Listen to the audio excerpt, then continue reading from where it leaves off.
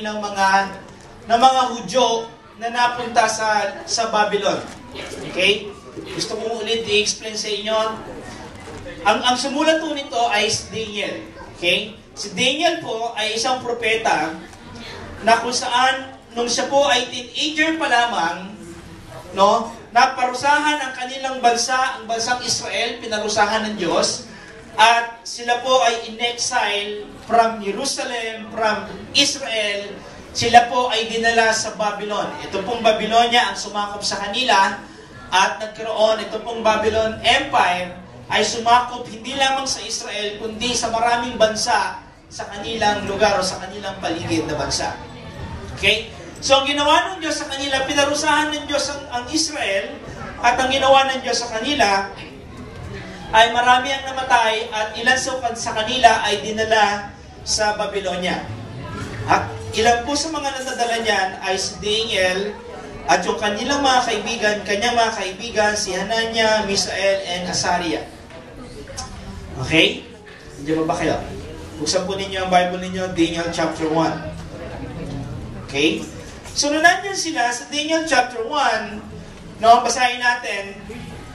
Daniel chapter 1, verse 1, in the third year of the reign of Jehoiakim, king of Judah, Nebuchadnezzar, king of Babylon, came to Jerusalem and besieged it. And the Lord delivered Jehoiakim, king of Judah, into his hand, along with some of the articles from the temple of God. And this he carried up to the temple of his God in Babylonia and put in the treasure's house of his God. Okay? And then verse 3.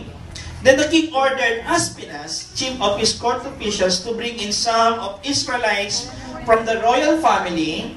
Okay, so kumuha sila ng mga kabataang galing sa mga lahi o sa isang pamilya na kilala. No? And the nobility, young men without any physical defect, handsome, showing aptitude for every kind of learning, well-informed, quick to understand, and qualified to serve in the king's palace. Okay? So, ang ginawa ni Nebuchadnezzar, kumuha siya ng mga kabataan mula sa mga royal family na magagandang lalaki, mahuhusay, matatalino, at sila ay pinag-aral. Saan sila dinala? Sa Babylonia. Sa Babylonia, doon sila pinag-aral ni Nebuchadnezzar. And then, hindi na sila basta pinag-aral, kundi ang goal ni Nebuchadnezzar, pagkatapos nilang pag-aralin itong mga kabataang ito, sila ay magtatrabaho sa gobyerno ni Nebuchadnezzar, sa kanyang imperyo. Okay? So, paano niya ginawa yun? Verse 5. The king assigned them a daily amount of food and wine from the king's table. They were to be trained for 3 years, and after that they were to enter the king's service. Okay? So, ititrain sila para sila ay maglingkod kay Nebuchadnezzar. Okay? At kasama nga rito sa verse 8, verse 6, Among these were some from Judah, Daniel, Hananiah, Misael, and Azariah. Excuse me po. Medyo kahapon pa ako masakit ang aking lalamunan. So, pagtiisan niyo po ako ng konti. Verse 7. The chief official gave them the new names. To Daniel, the name Belteshazzar. To Hananiah, Shadrach. To Misael, Meshach. And to Azariah, Abednego. Bakit kailangan palitan ang pangalan nila? Kasi, ang goal ni Nebuchadnezzar, ito ang goal ni Nebuchadnezzar. Dahil itong mga taong ito ay galing sa iba't ibang bansa, especially itong mga Hudyong ito, they believe in God, the Jehovah, the Yahweh, yung Diyos ng Israel. So, ang goal ni Nebuchadnezzar ngayon ay baguhin yung kanilang perspective ng buhay nila. Baguhin yung kanilang reliyon, baguhin yung kanilang pananampalataya, baguhin yung kanilang kultura, baguhin yung kanilang way of life. So, kailangan burahin ang lahat ng bagay na yung kanilang identity as a Jew. So, kailangan palitan yung pangalan nila dahil kailangan pati pangalan nila ay mapalitan. Actually, sabi dyan, sabi ng mga scholar, Yung mga pangalan daw na binigay sa kanila ay pangalan ng mga Diyos, mga iba't ibang Diyos nila. Okay?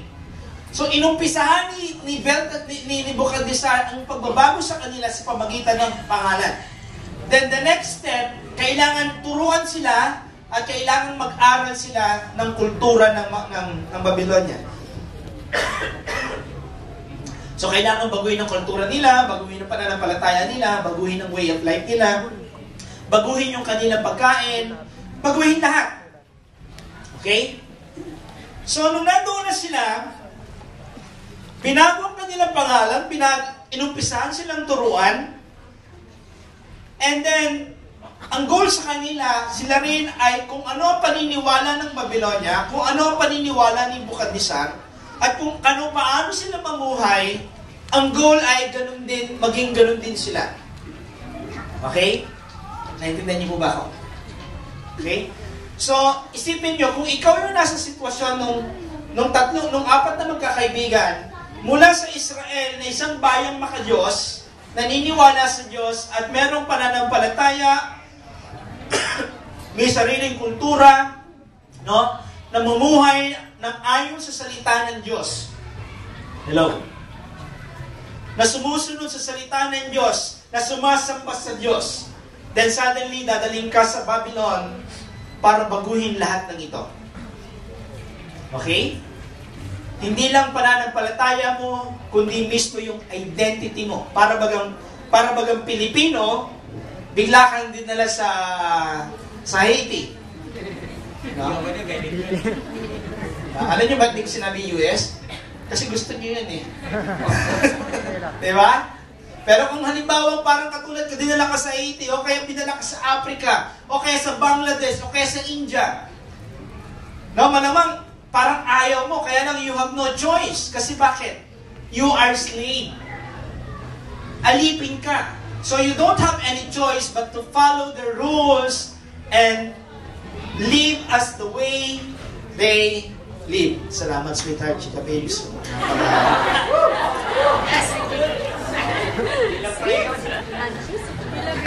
Pipili kayo ng asawa ba?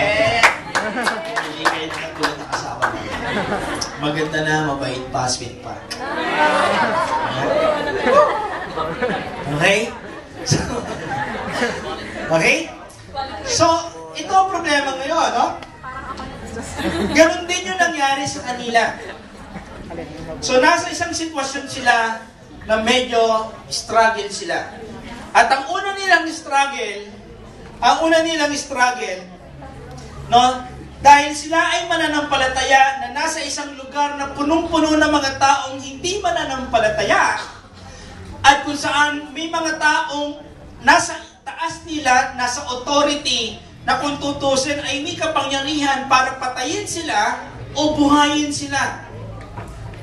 Gets? Naintindihan niyo ba? Na kung saan pati pagkain nila ay sinusupply sa kanila. Ikaw isipin mo, halimbawa, paano ka aangal kung halimbawa yung bahay na tinitira mo, lahat ng pangangailangan mo well provided. Tama? Ang kapalit nga lang, kailangan kalimutan mo lahat ng iyong paniniwala at sundin mo kung ano sasabihin nila. Okay? Ganyan din yung nangyari sa kanila. Okay? So, unang pagsubok na dumating sa kanila ay ito. Okay? But Daniel resolved not to defile himself with the royal food. Okay? Kasi bakit? Ang unang testing sa kanila, dahil sila ay pinag-aaral na, kailangan nilang kumain ng mga pagkain pinili ng palasyo na kakainin nila. Kasi, kailangan, unang-unang nagsisimula yung kanilang training sa pagkain. Kailangan kumain sila ng pagkain kinakain ng hari. Okay? Kasi naniniwala sila na pag ito kinain mo, magiging malakas ka, malusog, matalino, na katulad ng mga Babylonia. Okay? Kaya lang ang problema nila ngayon, ito, ang problema ni Daniel, Shadrach, Meshach, and Abednego, pag kinain nila ito, alam nila na itong mga pagkain ito ay inalay sa Diyos-Diyosan. Sa Diyos-Diyosan o sa mga Diyos nila. So alam nila na hindi dapat kainin niya dahil alam nila sa batas ng Diyos, sa Leviticus, no, ipinagbabawal ang pagkain ng mga pagkaing inalay